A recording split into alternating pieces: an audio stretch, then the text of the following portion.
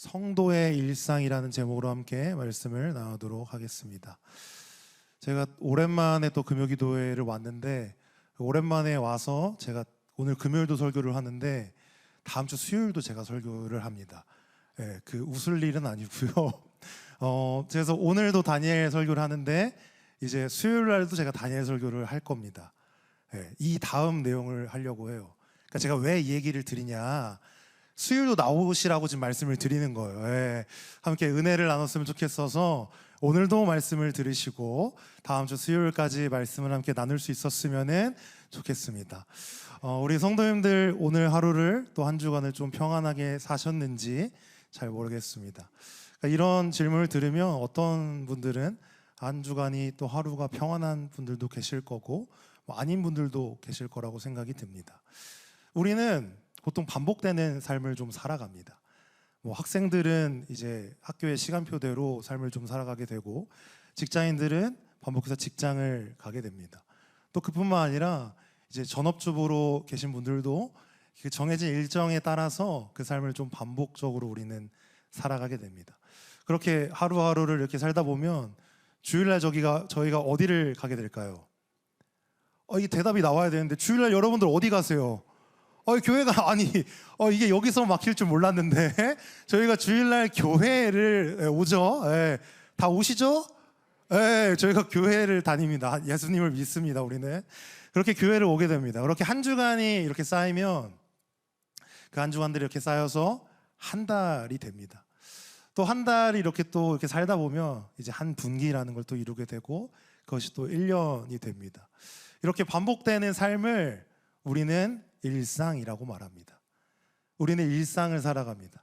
근데 이 일상을 예수님을 믿는 우리도 살아가지만 예수님을 믿지 않는 자들도 일상을 살아가게 됩니다. 반복되는 삶을 살아가게 되는 거예요. 근데 그 삶 가운데 우리 성도님들 어떠한 마음으로 또 어떠한 목적을 가지고 사시는지 모르겠습니다. 제가 설교를 시작하면서 확실하게 한 가지 말씀드릴 수 있는 건, 예수님을 믿는 자들과 믿지 않는 자들의 일상은 달라야 합니다. 같을 수 없습니다. 오늘 함께 읽은 이 다니엘 말씀을 가지고 우리의 그 일상을 좀 되돌아봤으면 좋겠습니다. 그리고 그 되돌아보는 것으로 끝나는 것이 아니라 오늘 이 금요일 가운데 나온 우리 성도님들의 일상이 하늘의 것을 구하는 일상 되었으면 좋겠습니다. 또한 영원한 것을 준비하는 인생 되었으면 좋겠습니다. 그런 은혜가 오늘 이 자리 가운데 나온 우리 성도들 가운데 꼭 있었으면 좋겠습니다. 오늘 함께 읽은 이 다니엘서 말씀은요, 좀 그래도 친절한 말씀이라고 저는 생각을 합니다. 왜 친절하다고 좀 생각을 하냐면, 이 말씀을 이해할 수 있는 내용들을 우리에게 좀 많이 알려주고 있습니다. 오늘 우리가 말씀을 읽었지만 오늘 말씀을 어떻게 시작하냐면 다리오라고 시작을 합니다. 다리오. 이 다리오라는 얘기를 딱 들으면 우리는 딱 뭘 떠올려야 되냐? 왕이라는 생각을 해봅니다. 메데바사의 왕이었던 다리오가 어떤 일을 했구나라는 것으로 시작을 합니다. 어떤 일을 했냐? 1절과 2절에 보니까 이렇게 좀 말씀을 합니다. 다리오가 자기의 뜻대로 고관 120명을 세워 전국을 통치하게 하고, 또 그들 위에 총리셋을 두었으니 다니엘이 그 중에 하나이라. 이는 고관들로 총리에게 자기의 직무를 보고하게 하여 왕에게 손해가 없게 하려 함이었더라 라고 말씀합니다. 그러니까 무슨 얘기냐면, 다리오라고 하는 왕이 120명의 고관을 세웁니다. 그리고 그 위에 총리 3명을 세우는 거예요. 근데 그 셋 중에 한 명이 누구예요? 다니엘입니다. 이걸 좀 더 이해하기 쉽게 설명을 해드리자면, 우리 성도님들 조선 8도, 전국 8도라는 말 들어본 적 있으십니까? 한 3분 있으신 것 같은데 못 들어보셨다면 내가 시사상식이 조금 연약하구나 생각하시고 이렇게 좀 책도 보시고 하시면 좋을 것 같습니다. 그러니까 조선시대 때 처음 나온 말입니다. 행정구역을 이제 그 당시는 분단이 안 됐을 때니까 8개의 도로 나눴다는 얘기예요. 근데 만약에 그 당시에 다리오 왕이 그 조선시대 때 왕이었다면 8명의 고관을 세웠을 겁니다. 그러니까 여기서 고관은 어떤 사람들이냐면 각 도를 다스리는 사람들이에요. 아까 고관이 몇 명이라 그랬죠? 120명. 그럼 도가 몇 개예요? 120개. 120개의 도가 있다는 얘기는 이 나라가 크다 작다? 엄청나게 크다는 얘기입니다. 그만큼 강대국이었다는 거예요. 그러니까 120명의 그 도를 다스리는 사람을 세우고 그 위에 이 사람들을 관리할 중앙정부의 총리 3명을 세운 겁니다. 그러니까 다리오 왕이 이러한 구조를 만든 거예요. 왜 만들었냐? 이유는 딱 하나예요. 이 나라를 잘 다스리려고 이런 구조를 만들었어요. 근데 이 구조 가운데 좀 특출나고 뛰어난 사람이 한 명 있었는데 그 사람이 바로 다니엘이었어요. 3절에 보니까 이렇게 그걸 좀 표현합니다. 다니엘은 마음이 민첩하여 총리들과 고관들 위에 뛰어남으로 왕이 그를 세워 전국을 다스리게 하고자 한지라라고 말씀합니다. 근데 여기서 성경의 표현이 한국어 표현은 조금 이게 덜 오는데 마음이 민첩하다라고 얘기를 합니다. 이거를 그냥 문자적으로 생각하셔서 뭐 마음이 좀 빨랐다, 뭐 눈치가 빨랐다 이런 이야기가 아니라 이거는 훨씬 뛰어남을 말합니다. 근데 여기에 비교의 뉘앙스가 좀 들어있어요. 무엇보다 뛰어났다. 무엇보다 뛰어나다라고 말해요. 근데 무엇보다 뛰어나요? 총리와 고관들보다 다니엘이 훨씬 뛰어났던 겁니다. 그러니까 그거를 정확한 수치로 이렇게 딱 얘기할 수는 없지만 다니엘이 그 사람들, 그 고관들, 총리들보다 훨씬 뛰어났습니다. 근데 그 뛰어나니까 당연히 왕의 눈에 들었겠죠. 그래서 왕이 뭐 하려고 해요? 이 다니엘을 세워서 온 나라를, 전국을 다스리게 하려고 한 거예요. 근데 여기서 진짜 큰 문제는 이거를 총리와 고관들이 알았다는 겁니다. 총리와 고관들이 이 내용을 알고 그 다음에 이제 무슨 술수를 벌여요? 왕에게 고발할 내용을 찾기 시작하는 거예요. 그러니까 성경에는 좀 고상하게 표현을 해놨죠. 고발하려고 했다. 그냥 왕에게 잃을 거를 찾으려고 한 거예요. 뭘 잃어요? 다니엘은 안 돼요. 그러니까 다니엘은 이 전국을 다스릴 수 있는 사람이 아닙니다. 그런 이제 약점을 찾아서 왕에게 잃으려고 이 사람들이 찾기 시작한 거예요. 근데 찾았다, 못 찾았다? 못 찾은 거예요. 왜냐? 다니엘은 충성된 사람이었기 때문에 그렇습니다. 4절과 5절에 보니까 이렇게 말씀합니다. 이에 총리들이, 고관들이 국사에 대하여 다니엘을 고발할 근거를 찾고자 하였으나 아무 근거, 아무 허물도 찾지 못하였으니 이는 그가 충성되어 아무 그릇됨도 없고 아무 허물도 없음이었더라. 우리 5절은 같이 읽겠습니다. 시작.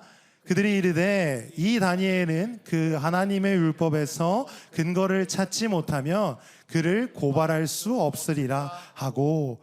아멘. 다니엘이 충성된 사람이었습니다. 그러니까 여기서 충성되다라는 말이 뭐냐면 믿을 만한 사람, 책임감 있는 사람이었다는 거예요. 그러니까 이 사람에게서 어떠한 약점을 찾지 못했어요. 그러니까 이 사람들이 어떤 술수를 냅니까? 그들과 달랐던 거 하나. 다니엘은 하나님을 믿었죠. 그거를 이제 약점으로 찾기 시작한 거예요. 그래서 막 약점을 찾습니다. 그래서 한 가지 법을 그 다리오 왕에게 제정하자고 얘기를 해요. 그 법이 뭐예요? 30일 동안 왕 이외에 다른 신이나 사람에게 무엇을 구하면 어디에 집어넣자? 사자굴에 집어넣자라고 말한 거예요. 근데 이 법을 할 때 이 사람들이 왕에게 한 말이 있습니다. 왕의 도장을 찍자 그래요. 왜 찍자 그래요?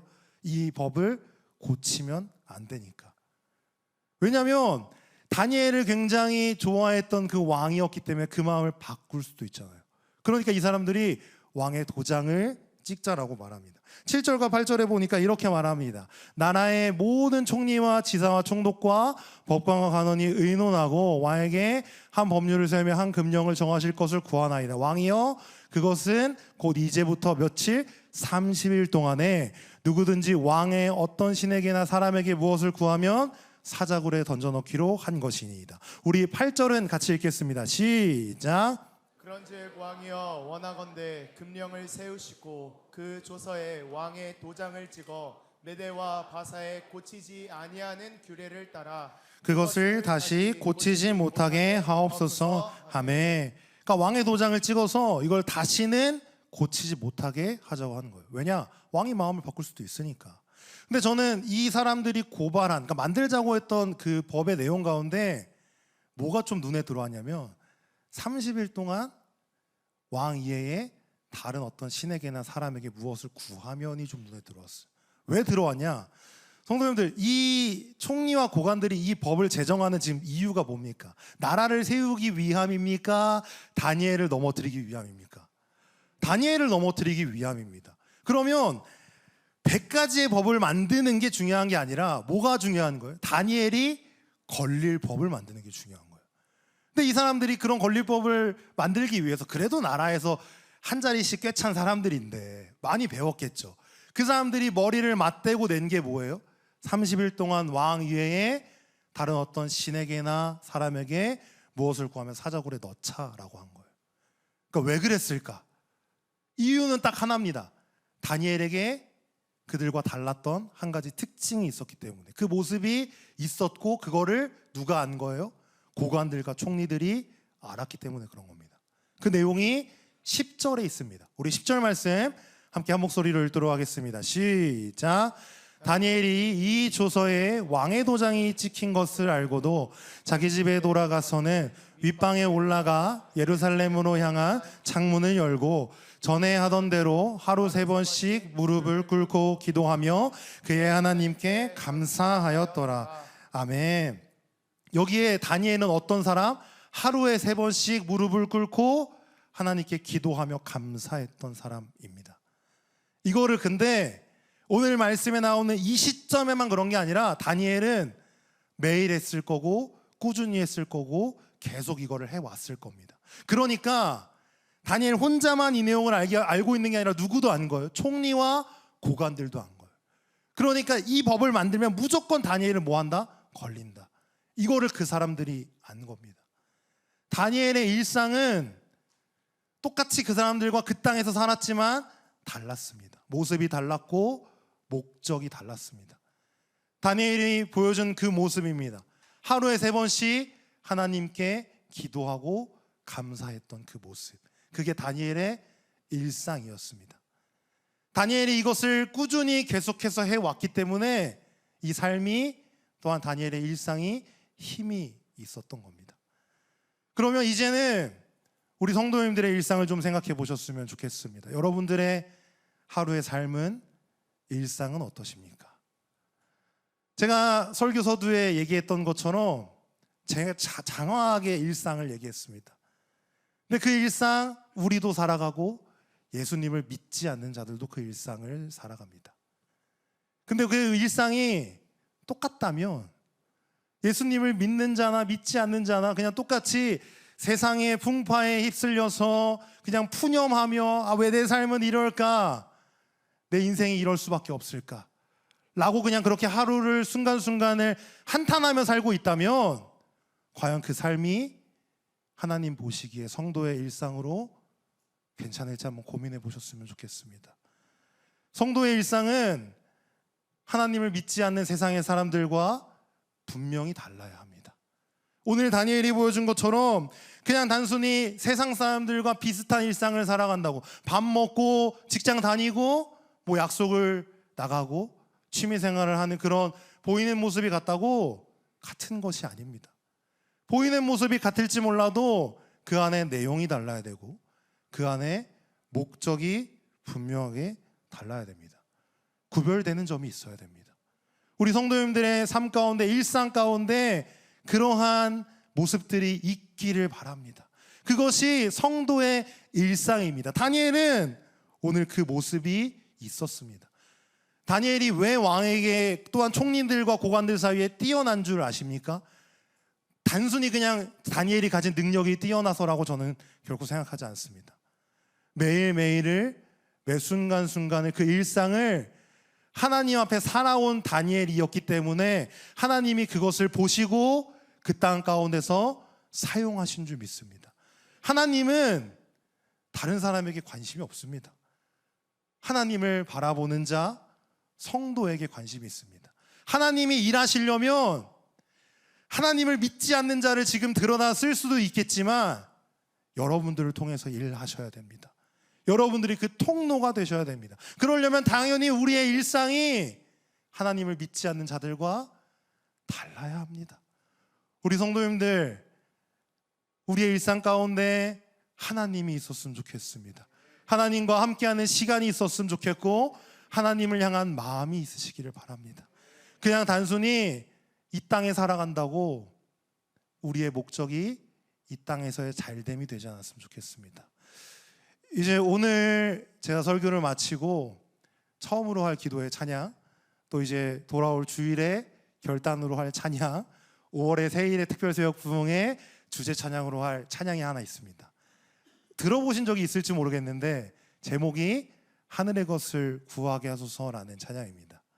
근데 이 찬양의 가사를 보면 처음에 이렇게 시작을 합니다. 세상을 보니 그들이 증명하는 건 명예와 가진 재물과 힘과 자랑뿐이라 라고 고백합니다. 헛되고 헛된 허망한 것을 위하여 뭐라고 말합니까? 가장 귀한 주를 부인한다라고 말합니다. 세상 사람들의 일상의 목적은 자신의 힘을 과시하고 자신의 것을 이루고 자신이 가진 것을 더욱더 늘리는 데 있습니다. 그것을 위해서 그 주님마저도 뭐합니까? 부인하는 것이 세상 사람들의 일상입니다. 그런데요, 그 다음 가사를 보니까 이렇게 말합니다. 주님을 믿고 주 안에 살아가는 것 얼마나 복된 일인지 측량할 수 없으리. 주님을 알고 그 안에 자라가는 것 가장 귀한 줄을 경험함이라 라고 고백합니다. 이 가사가 동의가 되십니까, 성도님들? 세상 사람들의 최고는 돈이고 명예고 내가 얼마나 가졌고를 자랑하는 것일지 모릅니다. 근데 성도의 최고는 뭡니까? 주님의 마음을 알아가는 것, 주님을 경험하는 것, 그 주님과 함께 살아가는 것인 줄 믿습니다. 여전히 주님을 믿는다고 말하지만 세상에서의 잘됨만을 쫓으신다면 그런 자들을 향하여 사도 바울은 고린도전서 15장 19절에 이렇게 말씀합니다. 우리 같이 한번 읽겠습니다. 시작. 만일 그리스도 안에서 우리가 말하는 것이 다만 이 세상의 삶뿐이며 모든 사람 가운데 우리가 더욱 불쌍한 자일이라. 아멘. 그리스도 안에 있다고 말하지만 여전히 바라는 것이 이 세상의 삶뿐이고 목적이 거기 있다면 그만큼 불쌍한 인생이 없습니다. 성도님들, 혹시 내 삶을 곰곰이 돌아봤는데 이 말씀에 나오는 그 모습이 내 모습 같다면 오늘 이 시간 회개하고 돌아설 수 있기를 바랍니다. 세상의 삶을 바란다면 주님을 믿는 자로서 그만큼 불쌍하고 고된 인생이 없습니다.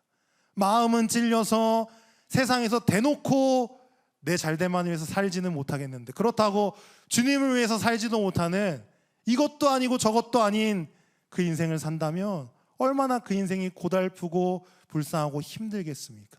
근데 그런 삶이 아니라 아예 주님 쪽으로 삶의 목적을 바꾸실 수 있는 우리 성도님들 되시기를 바랍니다. 성도의 일상은 다른 것에 있지 않습니다. 오직 하늘의 것을 구하는 데 있는 줄 믿습니다. 여러분들, 기독교의 신비가 무엇인지 아십니까? 기독교의 신비는 영원한 것을 영원하지 않은 때에 준비합니다. 영원하지 않은 이 세상의 삶 가운데 우리는 영원한 것을 준비하며 살아가는 자입니다. 우리의 일상이 다른 것을 준비하는 삶이 아니라 영원을 준비하는 삶이었으면 좋겠습니다. 그래서 세상에서 잘 되는 사람들 너무 많죠. 예수님 잘 안 믿는데, 예수님 모르는데 왜 저렇게 쟨 잘 사는 거야, 이런 생각 들 수 있죠.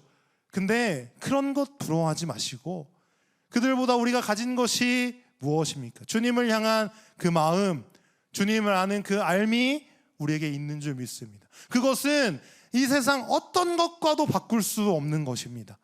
이 세상의 돈과도 바꿀 수 없고요, 이 세상에 가진 것 그 어떤 것과도 그것은 교환할 수 없습니다.